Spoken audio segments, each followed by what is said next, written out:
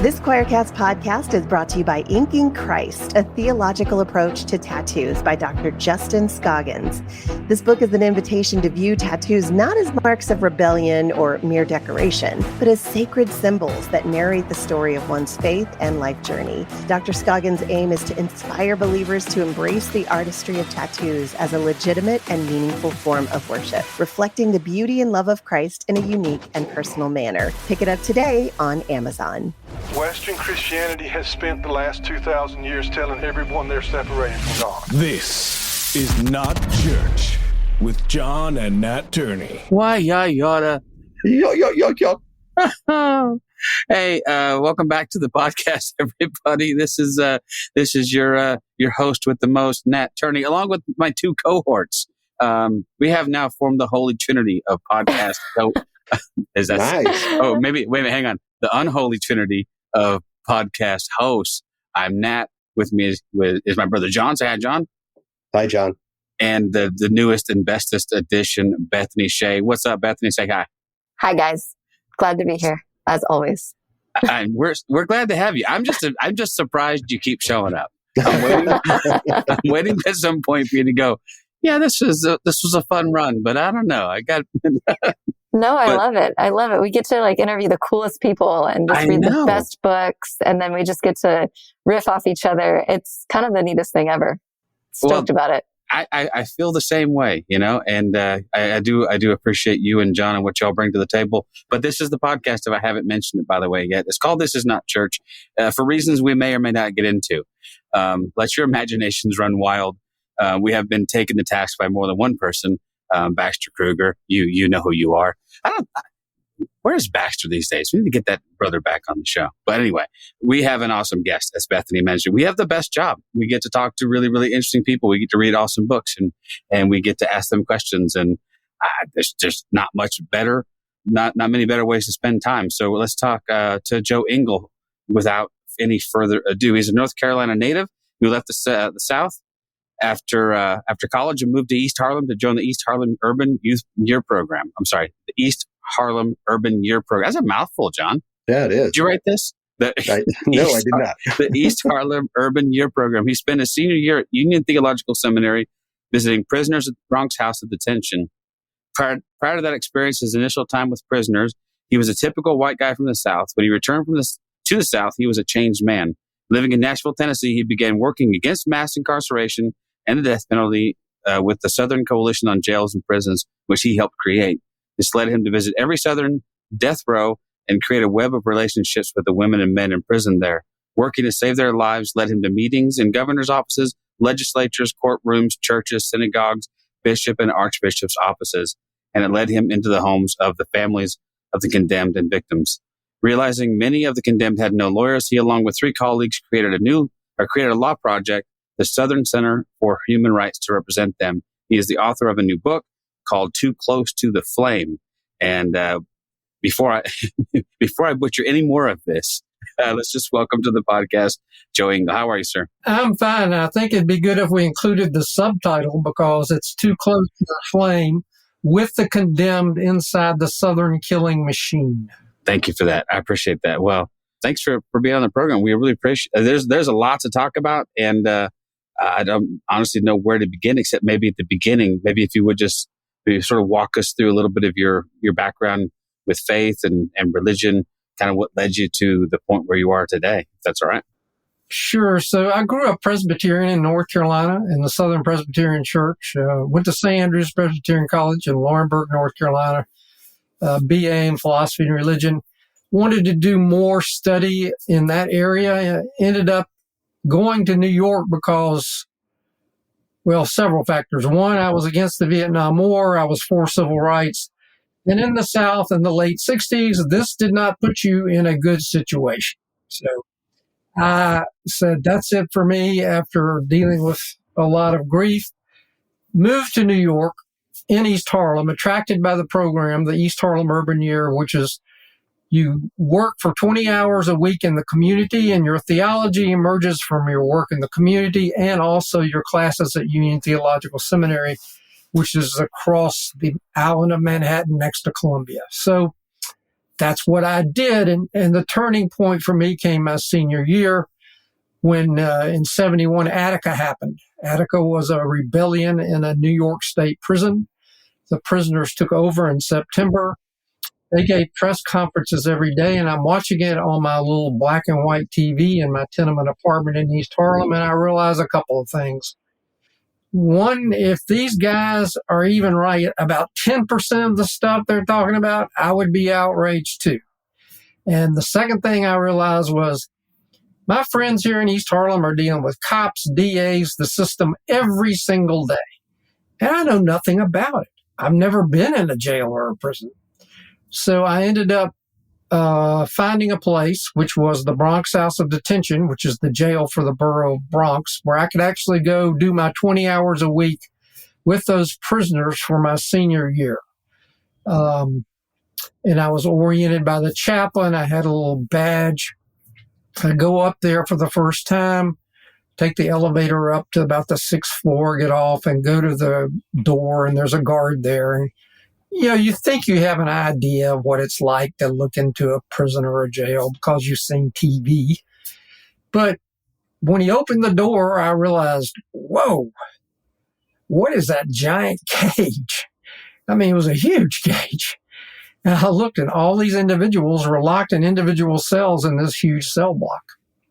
And the guard walked me down the top of the block and got to a room left, which is a little interview room. And he said, this is where clergy and lawyers visit. So he was counting me as clergy since I was a seminary student. And I looked at him and I glanced down into the cell block, and I'm a naive seminary student, right? I don't know what I'm doing. So I said, why don't you let me in here with these guys? That guard looked at me. He clearly never had that request before. He shrugged, opened up the door, and I walked across the threshold. Now, it wasn't until I walked across that threshold that I actually looked closely at these guys in these individual cells. I had assumed in my casual glance that I'd be visiting them through their closed cell doors. Well, guess what? Their doors were open. So there I am walking into their cell block. Their doors are open. And my instant reaction upon realizing that was, oh my God, I'm locked in here with these animals. And that was my first revelation about how I had been socialized and what we are all taught. Our society sends that message that somehow, because men and women are in jail or prison, they are less than us. They are not fully human. And no sooner did I have that thought than the guy in the first cell sitting in his bunk looked up and said, man, what are you doing in here? And I laughed nervously and I introduced myself, and he said, have a seat. So we sat there and talked for a minute. I explained I'd be visiting him for a year, and he said, let me take you down and introduce you to everybody. And he took me down and introduced me to everybody in the cell block. And I spent that year visiting those men in that cell block. And that turned my world upside down, because I realized everything I'd been taught about prisons and jails was wrong. Two, I went back to the Bible and read what the Bible had to say about prisons and jails. And guess what? No one had ever taught me that in Sunday school or church, because it's pretty radical stuff. I mean, Luke 4:18, Jesus is in Nazareth giving his little initial talk to the hometown folks. He quotes Isaiah 61 talking about freeing the captives. Well, whoa, wait a minute. But the hometown folks were okay with that. Okay, we'll free the captives, no big deal. But then Jesus says this, today it is fulfilled within your own hearing. And that's when they got mad. That's when they tried to kill him. We can talk about this stuff, and it's a nice phrase, free the captives. But when you realize that Jesus, or Joe Ingle in this case, who's quoting Jesus, is saying, yeah, we should really let them go, that's a whole different deal. But that is actually what we should do. Jesus was absolutely right about that. We have 2.2 million people locked up in this country, which is insane. And, I know a warden who says, look, we could let 2 million of these people go, no problem. There's only about 200,000 we really have to worry about. So what we have created is this huge industry of imprisonment. That's why in my subtitle, I call it the killing machine, because that's what it is. It's a killing machine. You suck people up in this vacuum, this big vacuum cleaner, throw them in there for lengthy sentences or the death penalty, and you try to kill them. You try to destroy them. And it's absolutely obscene. And it's an abomination. And when you get to know these people who are locked up, and which is I've tried to convey in the book, is to let people know the people as I have known them. So you get to know these folks on death row as human beings just like us, what they worry about, what they hope for, all that stuff, and where they came from. And guess where they came from? They are all poor. They are all poor. And if you are on death row, you are probably there for killing a white person, because they don't give people the death penalty for killing a black person except very rarely. So you're dealing with a system that is full of mass incarceration and killing people through lethal injection or electrocution or pick your poison.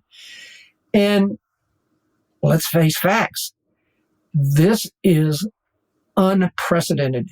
There is no place in the Western world where this is occurring like we're doing it. Nowhere.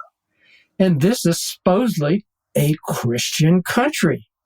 Well, let's get a grip, people. What is Christian about any of this? What does, from your experience with being involved in the prison industrial complex and walking with people on death row and rehumanizing often dehumanized and forgotten parts of society, like, what does restorative justice then look like? If you have this idea of maybe 2 million of the 22 million don't need to, or 2.2 million don't need to be in there. What could it look like in your dream, in your vision? How could it be? Well, I have a chapter in the book about that. I talk about victims and how you address in a murder case a restorative justice, semi-restorative justice model. Obviously, the victim's dead in a murder case, but you work with the victim's family and work with the perpetrator with a mediator, a third party. I was the third party in this process. And fortunately, I'd just gone through this training at the University of Minnesota on how to work with victims of serious crimes. And I was able to work with the black family when I found out about their case, and they really wanted some help. And so we worked through that. Hector and Susie Black were wonderful folks. We met at the Murder Victims Family for Reconciliation Conference in Boston in the year 2000. An amazing group of people who come together trying to figure out, as Christians, how do we respond to murder? How do we respond to losing one of our loved ones, a family member? And we don't think the death penalty is the way to do it. So that's what that conference was about. And I was up there to speak. And Hector and Susie were up there from Tennessee. Their daughter had been murdered in Atlanta. And so they were saying, we laughed first because we had to go all the way to Boston when we lived about 80 miles from each other. But there you go. Then they told me about their daughter, Tricia, and how she was raped and murdered in Atlanta. And it's a horrific story. I won't go into the details. But the DA wanted the death penalty. And they had met with the DA's office several times.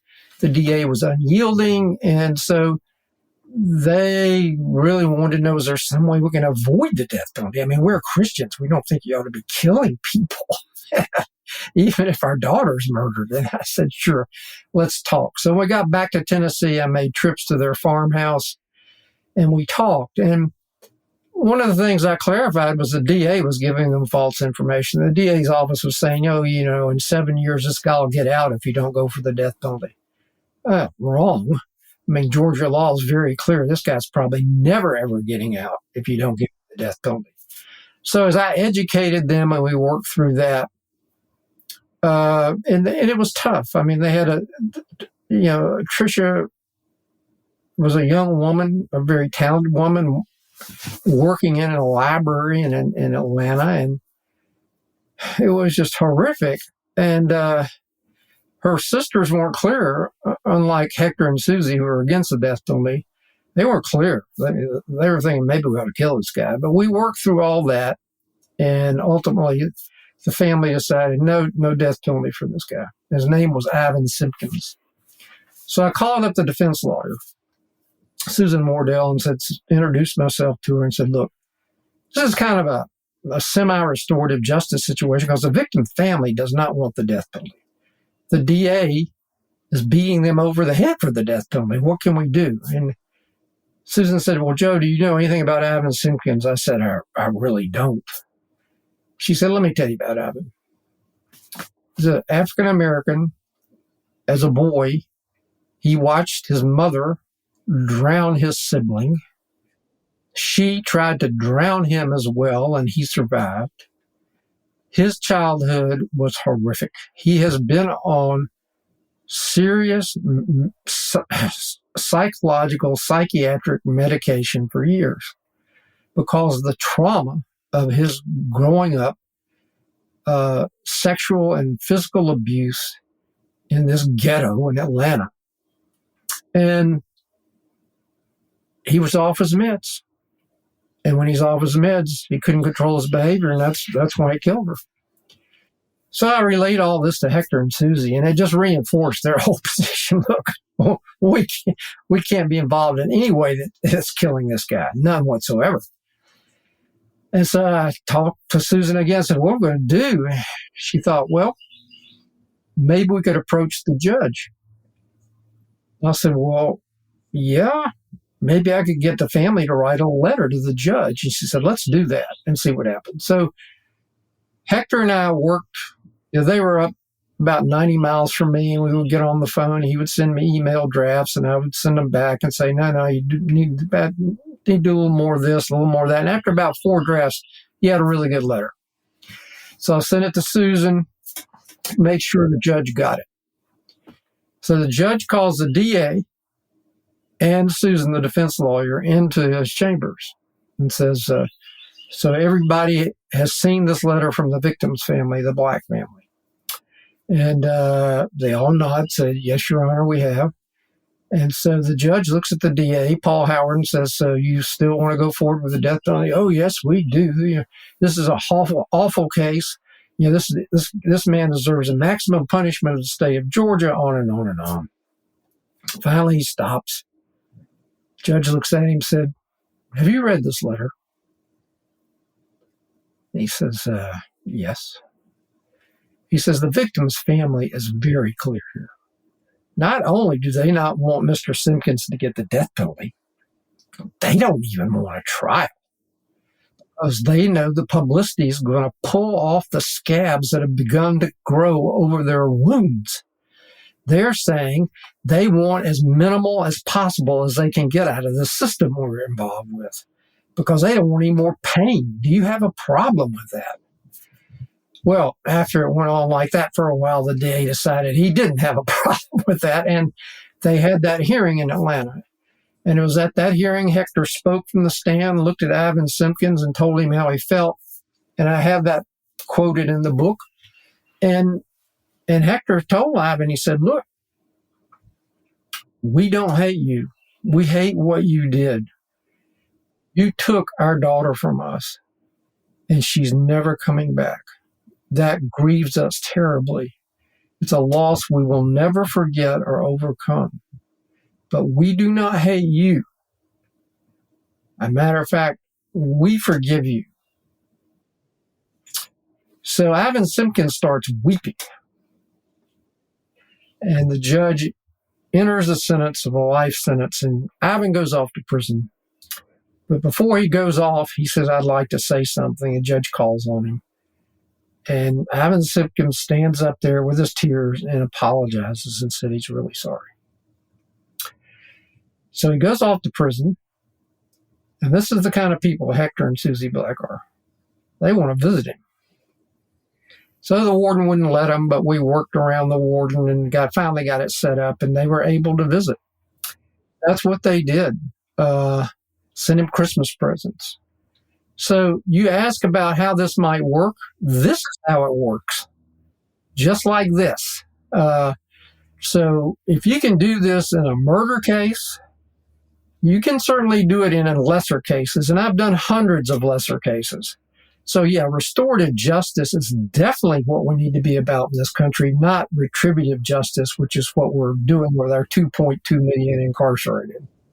Speechless. We're all three speechless. We're just like, well, there's so much to that. And like you say, this is an example of the worst, and we can see ways around the seeking the death penalty, the worst of the worst. I mean, yeah, it still astounds me that there are people on death row, or there are people serving life sentences for maybe a third strike on a drug offense, or any number of lesser offenses. People who have been caught up in the system. Let's talk about the poverty angle of this, because I don't think it's anything radical of me to say that if you have means in this country, your chances of doing serious time for crime are significantly reduced. Almost nil. Almost nil, right? Right. So if you're in jail and you're doing a significant amount of time, what is the percentage of people sitting in jail right now who we would classify as poor?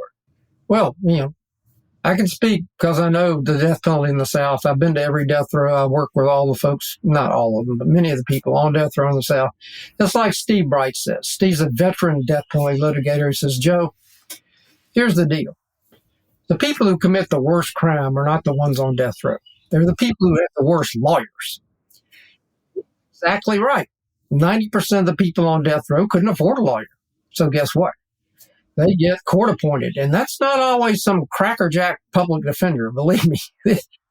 People they get, some states still don't have public defenders in the South. And then also the ones that do, they're swamped. They're overwhelmed.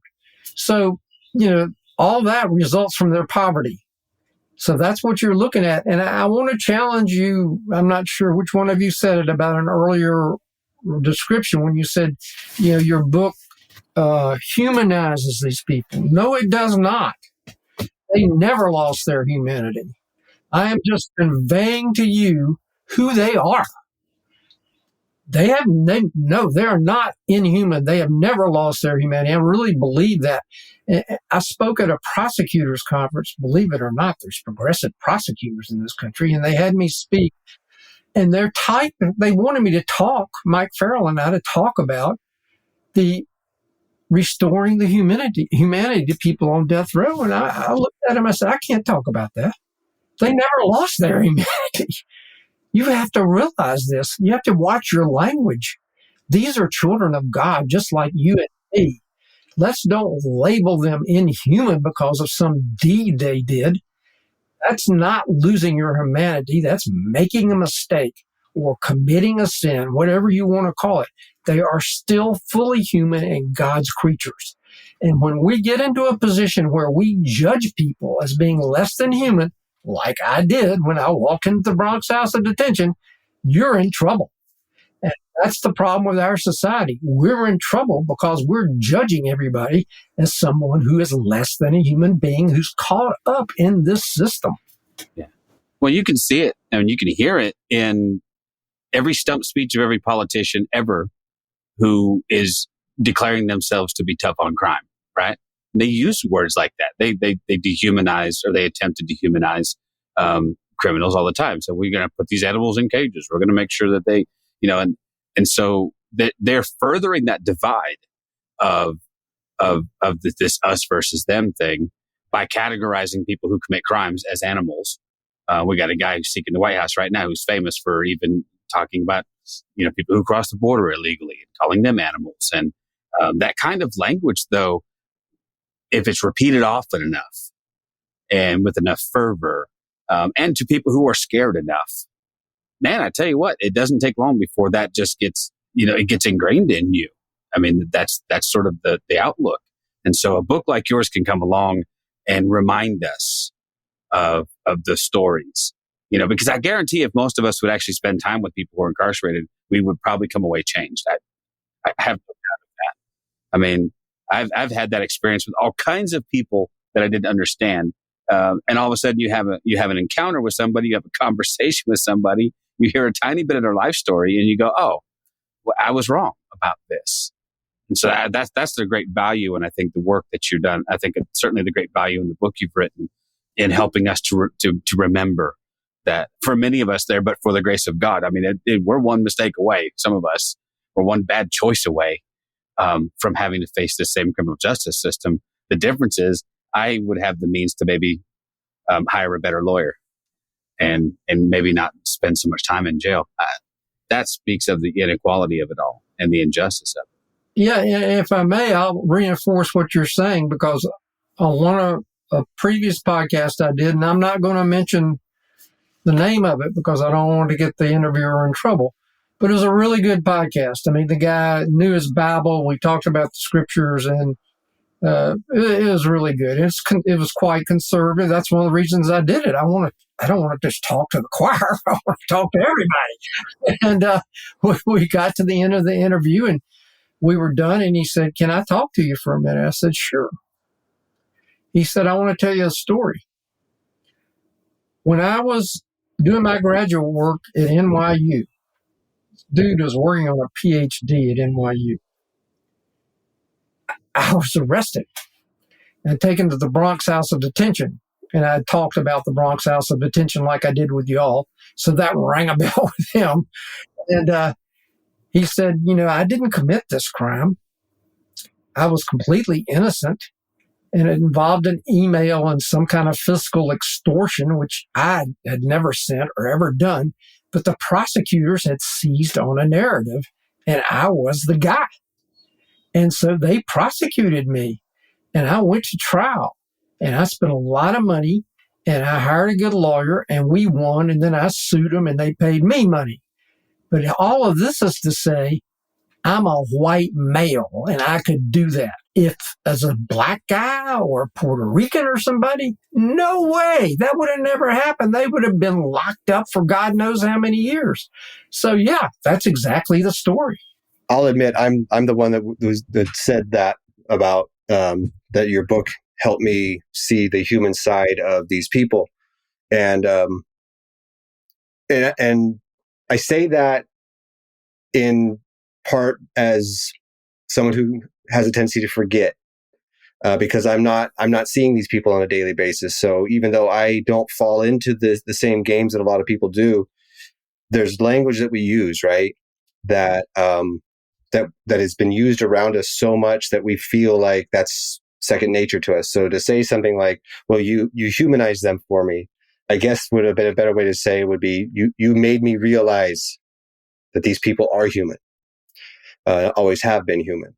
But the way you write it invites the reader into these stories with you. And that's what I think what I was trying to get at was how moving the stories are, and how well you write it, and how well you bring us along on these stories. And we feel the pain of trying to help these people in situations where it's looking more and more and more hopeless. And I guess there's not a real question in what I'm talking about, other than how hard was it to write their stories? Well, first, thank you, because that's what I hoped the book would do. My one hope was that I can convey my experiences in a way that the reader can be me and experience the people I'm writing about. So thank you for that.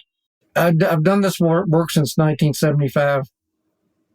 It came crashing to an awful, awful conclusion with Ed Zagorski's 2 death watches in 2018 within 18 days of each other. And those 2 experiences, which was ultimately resulted in Ed's electrocution, and I was his spiritual advisor through both death watches, on top of how many years I've done this, I was wasted. I spent 2.5 years in trauma therapy. I still get trauma therapy tune-ups. The point is, it's not about me. It's about these folks in prison. And that's what we have to remember. So I'm happy to answer your question about, as Bonhoeffer would say, the cost of discipleship was the title of one of his books. Yes, there is a cost of discipleship, but that is what we are asked by Jesus to pay. I mean, for God's sake, read what the man said. It's not that complicated.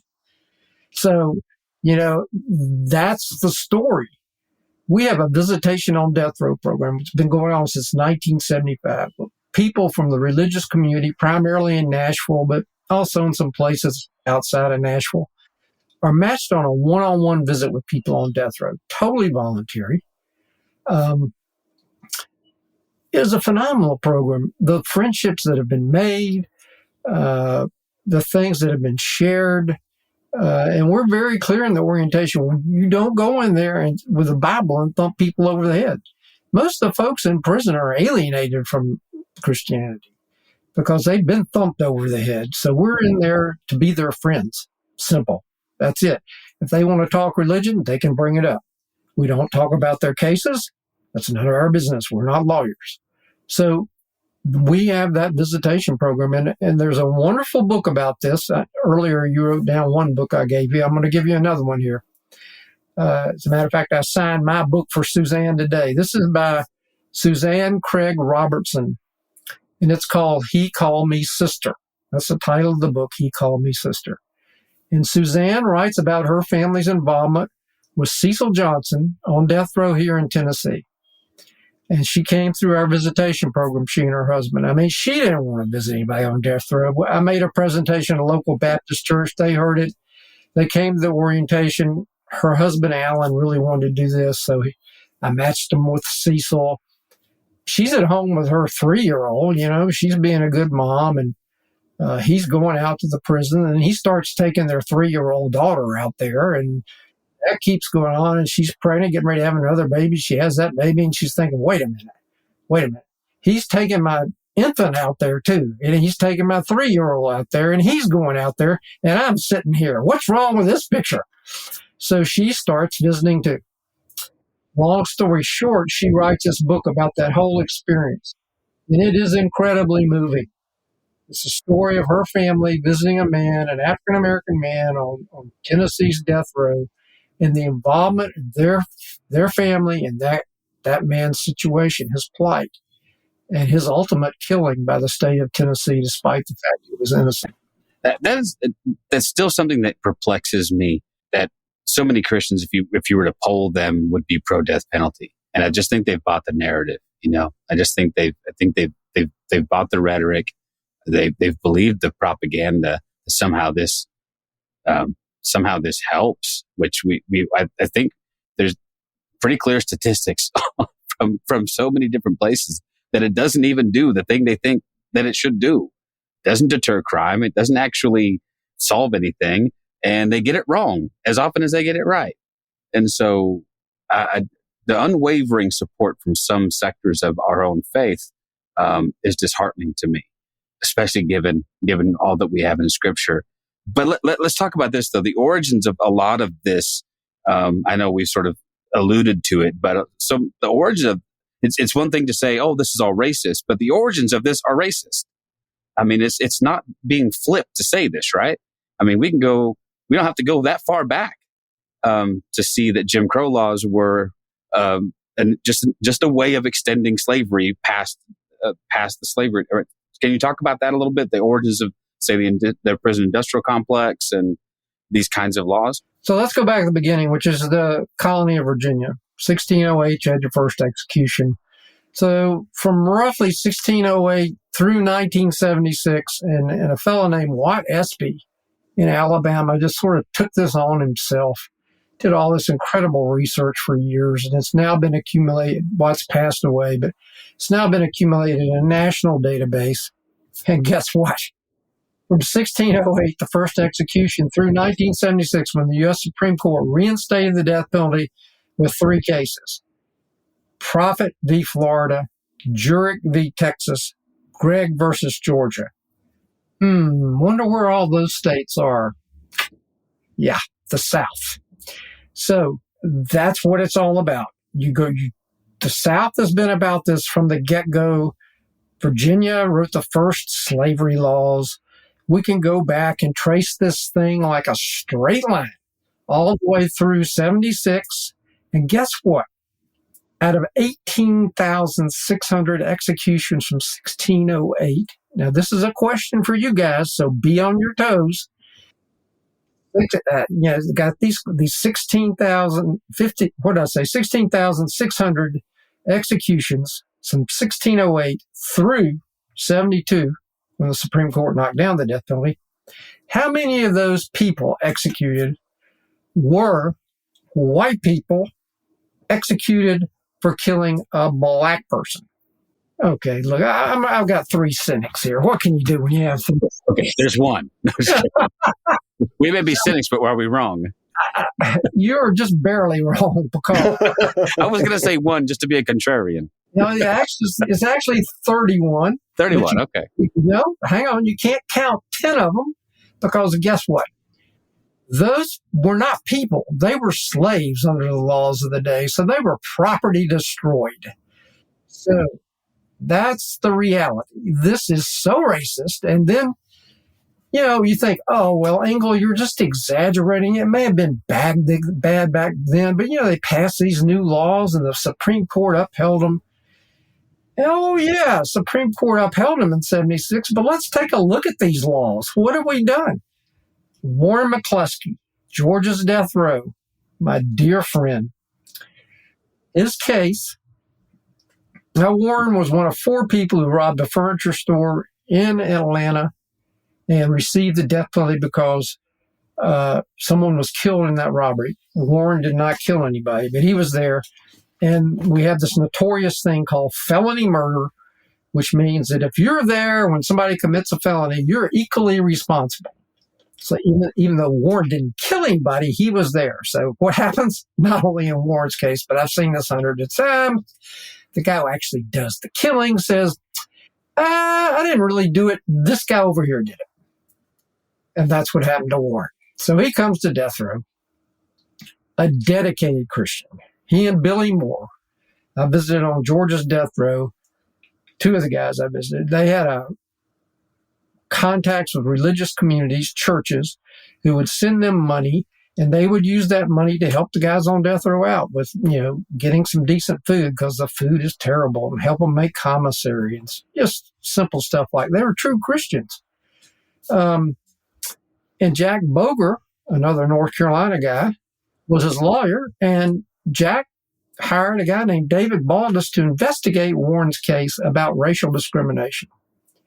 So David Baldus did an analysis of every murder in the state of Georgia.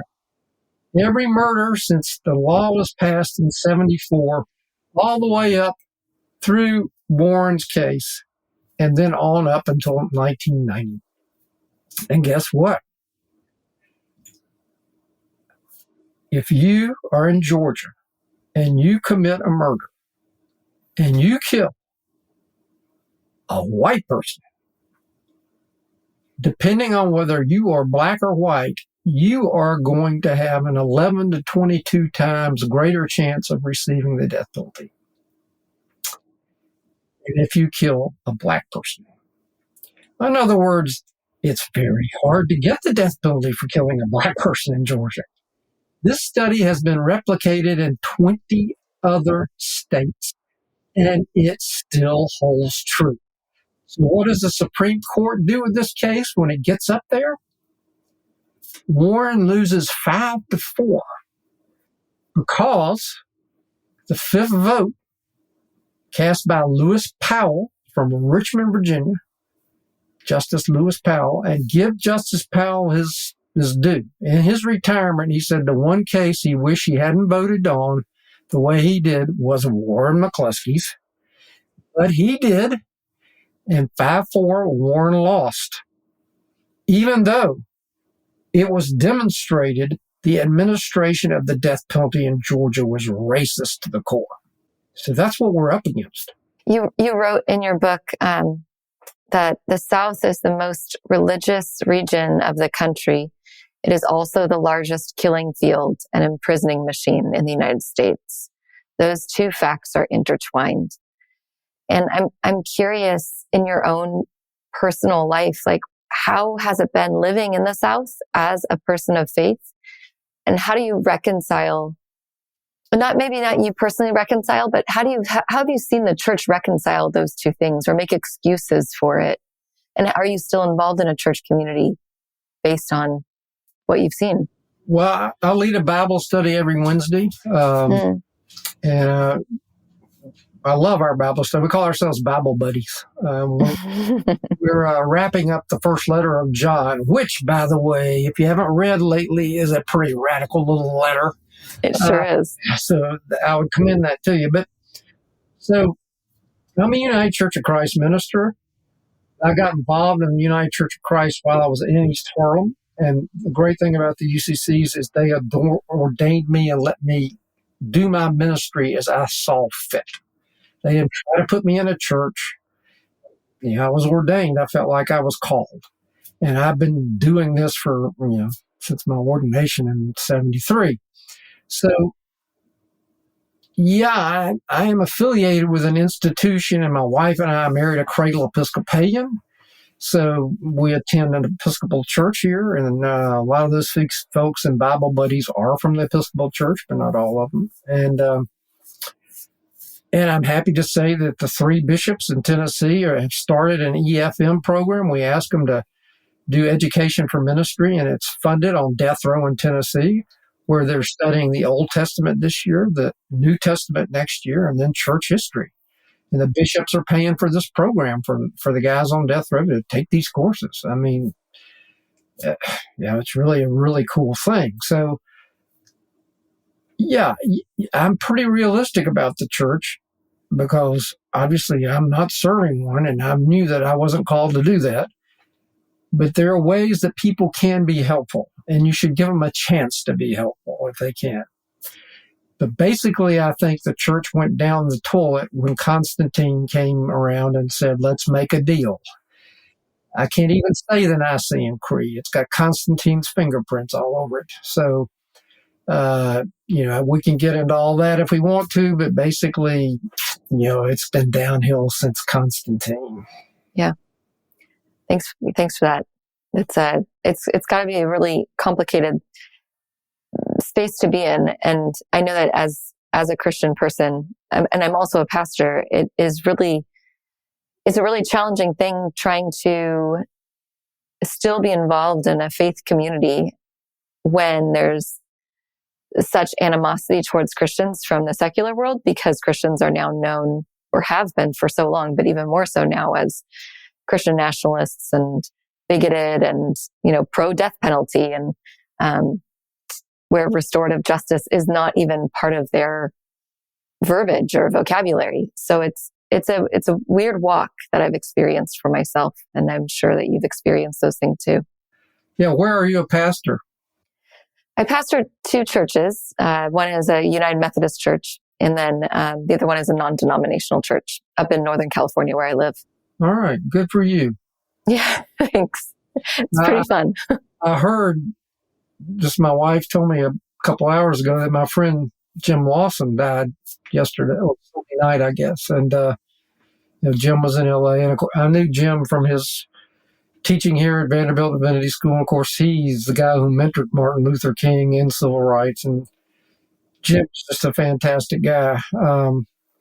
So when you mentioned California, that immediately came to mind. I'm sorry for your loss. Yeah. Took him out to see Philip Wortman 2 times. And, Jim pastorally, I'm sure Jim didn't do this a lot, but he missed the boat with Philip. But then when because Philip was at the end of his 6th death warrant, he was emotionally exhausted. He knew he was going to be killed. And so, it's just a tough situation for anybody to relate to. But when we got to the end of the visit, both times, he prayed the most powerful prayers I have ever heard in my life for Philip. Philip did? No, Jim did for Philip. Jim did for Philip. Okay. I mean, it was just incredible. Wow. So that man had a real gift. And I just hate to see him. He was such a gift to all of us. I hate to see him go. Wow. Well, it sounds like you, even just speaking out about him right now, is a furthering of his name and his legacy. that is inspiring, I think, I know it is for myself, but also the people that are listening. Just that, I don't know, there's something so powerful about praying with people. We Christians oftentimes pray personally and individually and or in their hearts, but something radical happens in my experience when we pray with another person. Our lives are changed. Our hearts are turned towards greater affection for that other person and for Christ and even for ourselves. And it's such a beautiful testimony that Jim was able to do for your friend. Yeah, I mean, I'm a big believer in intercessionary prayer. Yeah, again, first letter of John. Read about that Paraclete. Read about that Holy Spirit. That's the real deal there. Well, I have a kind of a different type of question. So you've been doing this type of work since, you said, 1975, and you are working with people who then enter into the prison systems. How would you go about telling people about this system, and if someone was interested in wanting to get into this kind of work? Well, I'm brutally honest. I mean, when we do this in orientations for our prospective visitors, the first thing I say is, look, you're entering a place that is a caging and killing machine. That's what it's designed to do. Let's be very clear about this. It's a caging and killing machine. Having said that, you can't ever forget that. But there are ways, once you enter it and keep your eyes wide open, that you can have powerful relationships with prisoners in here. It's not about us. You'll find early on, they are the ones reaching out to us, supporting us, trying to help us more than we're doing anything for them. So it's, people say, oh, it's really great. You do this visitation on death row. No, that's not it at all. You got that backwards. These folks, under incredible conditions, with horrific backgrounds, know what it's like to be cared for when you walk in there, and they are so deeply appreciative, and they let you know that. I can only imagine how life-giving it is to be around people that are in a space of suffering while also depleting. It's probably a very paradoxical experience emotionally to give of yourself in that way while they're also giving towards you. There's so much that we get to learn from people who are in spaces of suffering, but it also has to be pretty emotionally exhausting at times too, especially since to change the system feels like you're pushing against a rock up a hill, or maybe against a stone wall that it doesn't feel like it's movable in many ways, but yet every person matters, and you can move people even if you can't shift the system. So I'm wondering, how do you care for yourself in those sorts of spaces? Like, how do you not have compassion fatigue or anything else that might batter you down? Or how do you care for yourself, I guess? Yeah. Well, I don't do a very good job. That's the brief answer to that. You don't go for 2.5 years of trauma therapy if you've been taking care of yourself. That is taking care of yourself, though. Doing 2.5 years of trauma therapy is absolutely taking care of yourself. It was out of necessity, not some kind of wild insight. So yeah, I'm the wrong one to ask. Now, having said that, our visitation on death row program, we went through a series of executions here, of which Ed Zagorski was one of them, in 2018, where we led the country for a quarter in executions. We were ahead of Texas. And so I brought my trauma therapist in to work to our visitors on death row group so that they could understand what they're dealing with. So, yeah, you do have to try to build in ways of taking care of each other, because it is a paradox. You had the right word when you described it, because, yeah, it's incredibly emotionally rewarding, and you're loved and you're cared for, and you love and you care for, and it's a fantastic experience in a lot of ways. And then there's also the fact that they're on a conveyor belt to the execution chamber. So, yeah. Mm. Do you have a family? Do you have kids? Yeah. My wife, Becca, who is the main reason I'm able to sit here and talk to you tonight, because she's been the source of my support for all these years. And our daughter, Amelia, who's now 36 and lives one city away from us. Do you find yourself bringing home the work at the end of the day, or are they involved in your work in some way or another? Or how do you kind of keep those boundaries in place, but also include them into it all? We want to be careful. And for instance, Philip Workman, the man I work so closely with through his 6 death warrants, he would call here and he'd talk to my daughter, Amelia, and they would, have a good visit. And some of the guys now call and they talk to my wife, Becca. But I try to keep that focus primarily on me. And there are some scenes in the book, especially around Philip's executions and his near executions, where I describe the effect on Amelia and Becca. And it was pretty powerful, very, very difficult. Like I say, he went through 5 near executions before he was ultimately executed. So it was basically a nightmare. Wow. Thank you for your vulnerability in sharing that in your book and allowing the reader just to connect so deeply with your story and even within your family's story. Because I know that for myself, I have 3 kids, and a lot of our listeners have family members, and a lot of our listeners are involved in other sorts of ministry and things that go beyond their families. And it's a different thing to try to figure out how to juggle both the care that we have for other people while also not allowing it to deplete us from our families and the ministry we have at home too. It's a tough balance. It is. When we had kids, all of our kids are adopted. So I should say when we got kids, by the way, so. we, one of the things that we said as pastors, my husband and I, was, we never want to sacrifice our family on the altar of church. And the church demands you to do so in many ways. And that was something we never wanted to do. But even still, it's still a struggle. There's many times where somebody's needs seem to far outweigh the needs of our family. And when really that is just not true. My family is deeply needy, very needy people. And it's been an interesting dance in many ways, with lots of grace and forgiveness and, learning how to best support each other. So I appreciate your vulnerability in that. My family is deeply needy as well. And I've never put that. I like that. Yeah, deeply, really, really clingy. I don't know why. They're just always man, do stuff with us.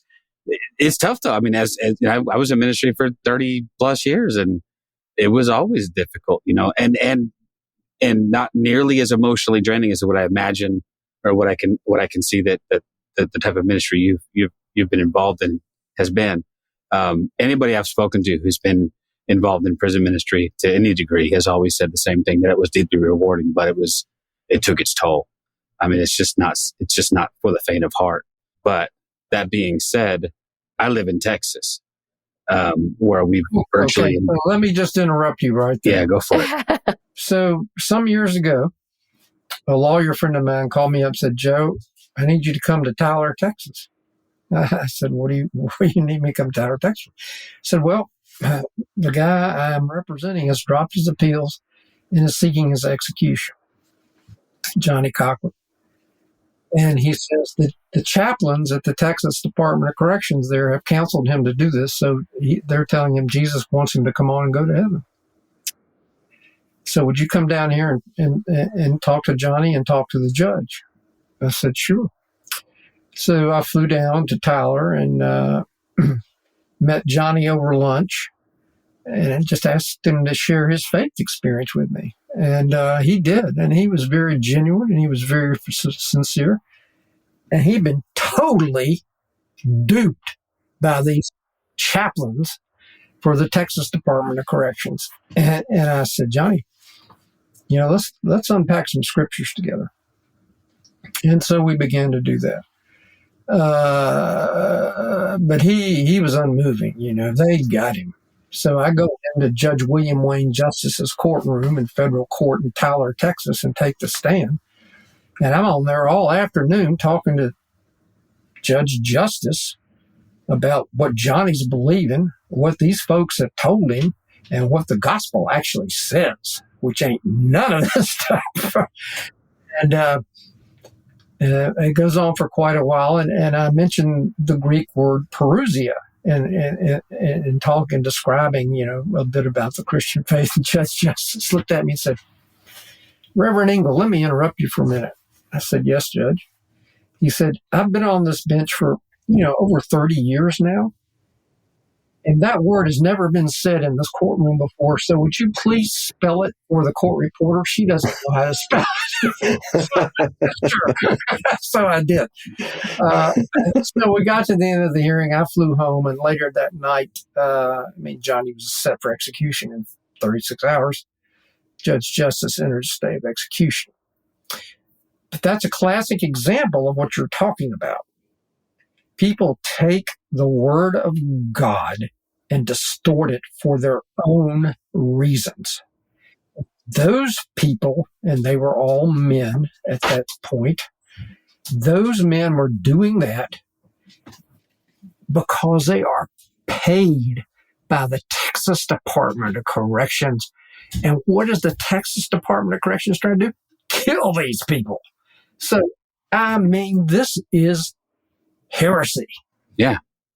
It's it is the ultimate bastardization of Christianity when this is being leveraged against people, right? So if you enter into this system and you are a Christian, then you're almost doubly screwed, because they're going to come at you with their interpretation of what, and convince you, like you just said, to say, well, you should take responsibility for this. The Bible teaches that you should, maybe you shouldn't fight this so hard. Maybe you should do the world a favor and just let us kill you. So are you auditioning for a role as chaplain of the Texas Department of Corrections? I'm interested. Maybe I could go in as a mole. Listen, I'm not. I should clarify. I'm not from Texas. I'm actually from where those guys are from. Okay. But I am currently exiled in Texas, where one comedian joked. I forget the guy's name. He says most people. He says he's from Texas. He says, while most states are investigating, whether or not we should have the death penalty, my state has put in an express lane.